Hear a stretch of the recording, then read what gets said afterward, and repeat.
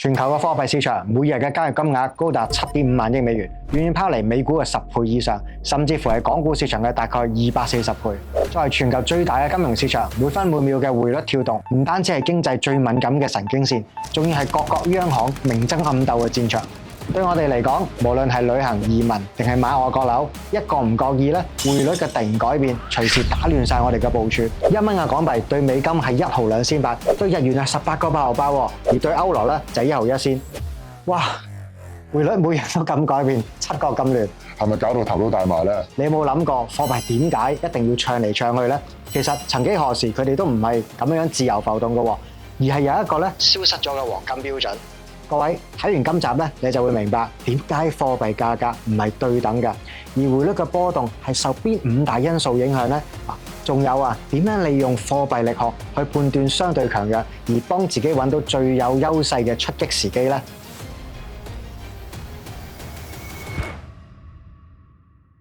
大家好啊，我係 Wing Sir。喺呢條影片開始之前咧，我想先多謝一路以嚟支持 Floor Fast 嘅你哋。嚟緊我哋嘅團隊咧係會繼續努力製作更加多、更高質素嘅影片去報答大家嘅。如果你想收穫更加多有關程式交易嘅策略同埋貨幣嘅思維咧，記得撳個訂閱掣啦 ，like 同 share 呢條影片。下次出新片嘅時候咧，你就可以第一時間收睇啦。我哋回顧少少歷史先。其實咧喺以前咧，貨幣嘅價值咧係同黃金直接掛鈎嘅，而呢個制度咧我哋稱之為金本位制度。到咗1821年，英倫銀行就規定咗每一張英鎊都可以代表住固定重量嘅黃金。後來美國、德國、法國等等都一齊跟機，形成咗古典金本位時代。And then the gold standard was born. The system was formalized in 1821. And this was also around the time that Britain's global influence was rapidly growing. They started introducing the gold standard to their growing number of colonies at the time. And other major economies such as the US were very quick to make the switch to the gold standard as well. 喺呢個制度之下，假如一個國家想發行貨幣，就必須要有相應數量嘅黃金做儲備。以美國為例，當其時規定咗1蚊美元就大概等於1.5克嘅黃金。理論上，你拎住張銀紙去銀行係可以換翻等值數量嘅黃金嘅。喺呢個時候嘅匯率係相對穩定嘅，所有個國家基本上都一定要有足夠嘅黃金先至可以印到銀紙。但跟隨住世界格局改變，尤其是係經歷完第一次世界大戰同埋世紀大蕭條之後，各個國家發現咗要維持黃金儲備去支撐貨幣嘅發行咧，變得越嚟越困難啦。而金本位呢個制度咧，亦開始逐漸沒落。For example, it hindered a government's ability to expand their money supply, which meant that many governments were unable to stimulate their own economies. Nobody was willing to part with their precious gold. The British government finally abandoned the gold standard in 1931. 問題係法定貨幣嘅價值係點樣嚟㗎？其實好簡單，政府話佢有就有㗎啦，而國民咧就相信佢有。係啊，就係咁㗎咋。因為冇實物資產喺背後，難怪《富爸爸窮爸爸》嘅作者 Robert Kiyosaki 會形容法定貨幣係 fake money。雖然冇咗嚿金作為固定標準，但係價值呢樣嘢從來都係瘦田冇人耕，耕開人爭㗎啦。講到尾都係 supply 同 demand， 而對貨幣嘅價值最大影響嘅係邊5個因素呢？首先係通貨膨脹，大家一齊數下喺畫面上面嘅銀紙究竟有幾多個零？係14個啊！嗱，呢一張咧唔係冥通銀行嘅發鈔，而係非洲嘅津巴布韋真鈔，面值咧係100萬億嘅法定貨幣。通脹係會導致貨幣嘅貶值，而講得白啲，即係荷包縮水。當一笪地方出現咗高通脹嘅話，其實佢個貨幣價值就會跟住大跌㗎啦。大家一齊用供求嘅角度諗下，試問有幾多人會好想揸住一隻嚟緊價值不斷縮水嘅貨幣呢？而通脹呢樣嘢咧係不斷咁蠶食緊貨幣嘅購買力。例如喺5年前啦，你茶記嗌個沙爹牛麵，連埋杯嘢飲做早餐都只係30蚊啫。但係依家碗麵咧都係30蚊，不過你要嗌多杯嘢飲咧，就要俾多6蚊啦。其實喺1980年代，津巴布韋嘅1蚊咧價值係高過美金㗎。喺當年咧1蚊嘅津巴布韋幣咧係可以兌換1.47美元嘅。但係後來咧國家陷入咗經濟問題，政府就喪印銀紙啦。Land reform both single-handedly destroyed its economy and decimated its food supply. Daily inflation reached 98%. The Reserve Bank kept printing new, higher denominations. 搞到貨幣大幅貶值。到咗2000年代，1蚊嘅美金幾乎等於60萬嘅津巴布韋幣。咁搞法，邊度仲有需求呢？後來咧，津巴布韋索性放棄咗原有嘅貨幣，嘗試直接改用美金同埋南非蘭特。既然提到美金，順便帶到第二個因素啦，息口。喺概念上面，一個國家嘅中央銀行要加息嘅話，嗰度嘅資產，例如存款套息咁樣，回報就會高咗好多。於是乎咧，外國嘅資金就會大幅咁樣購買當地嘅貨幣，需求增加，帶動貨幣都會升值啦。舉個例子，如果美國嘅息口咧高過歐洲嘅話，咁國際上面嘅投資者就會由歐洲嗰邊將歐羅賣出，傾向於換成美金噶啦，而再投資美元相關嘅資產。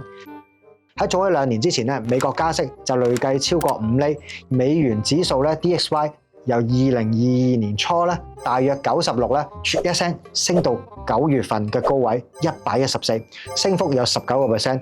而呢一邊廂咧，歐羅、日元等等咧，就大概喺呢啲位置見到底啦。不過大家要明白，針冇兩頭利。雖然加咗息咧會令到資金流入，但係息口太高咧，亦都未必係一件好事嘅。利率即係借錢成本，如果高得滯嘅話，供樓嗰班人就牙痛咁樣聲噶啦。做生意咧就嗌晒救命，經濟咧都可能會放緩。而每個國家嘅中央銀行都會視乎翻經濟嘅數據，作出相應嘅利率決策。所以咧，你見到特朗普咬住呢個 point，就猛咁催聯儲局減息，不過咧中間有其他嘅故仔，我哋揾機會再講。至於第3樣嘢咧，就係外國投資啦。當一個國家想開放市場嘅時候，對外招商，外資咧就會流入，嗰陣時咧呢個貨幣就會升值。喺1978年，中國實施對外開放嘅門戶政策，吸引咗大量嘅外國公司嚟到中國設廠、買地、建廠、出糧，通通咧都要用人仔找數，為人民幣創造咗大量嘅需求，而帶動當時嘅經濟高速增長。近10年，大部分東亞及太平洋，即係 EAP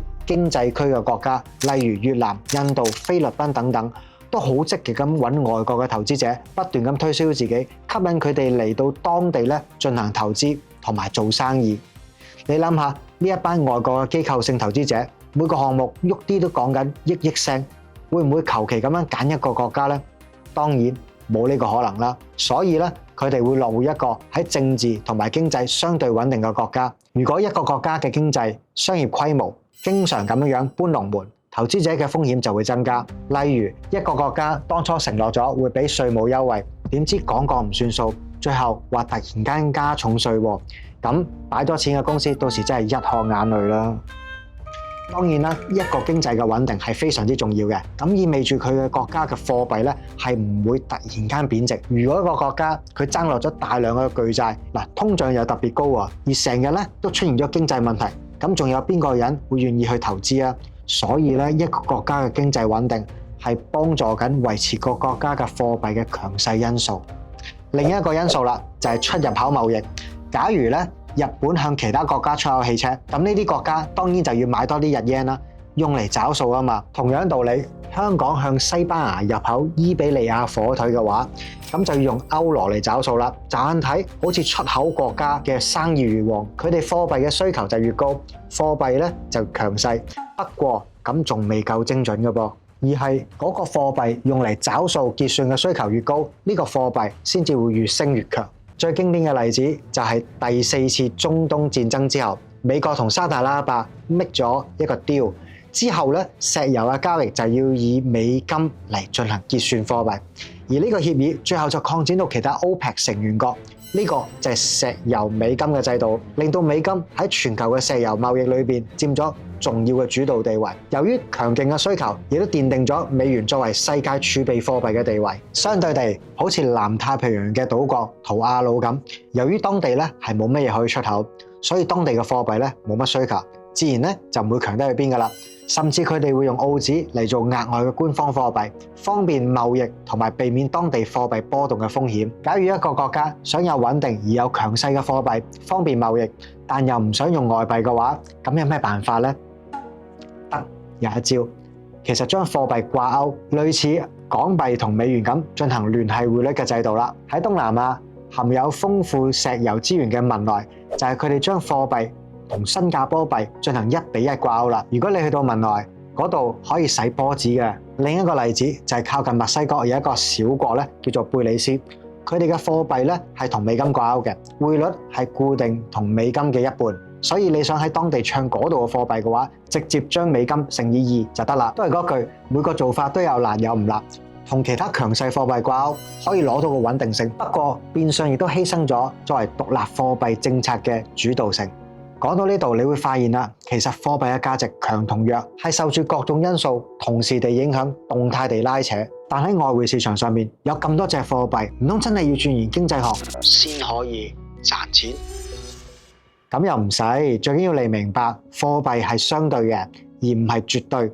頭先講緊嘅貨幣價值係幾多？係要同對手做比較，就好似咧搖搖板咁，一邊高，另一邊就會低啦。所以當我哋討論緊某種貨幣價值嘅時候，一定會涉及兩種貨幣一 pair pair 咁講，即係所謂貨幣對。例如歐羅對英鎊、瑞郎對澳紙等等。如果你想最有把握咁樣賺錢嘅話，就要記得一個法則啦，就係最強打最弱。我哋最常交易嘅貨幣有8隻。將佢哋以 one on one 嘅形式咧拎嚟同美金進行對比，然後咧係撇除美金之後，將剩低嘅7隻貨幣對再互相拗一次手瓜，咁就會比較出唔同嘅貨幣對整體嘅相對強弱，邊隻貨幣贏嘅次數越多就越強勢，相反啦就係越弱勢。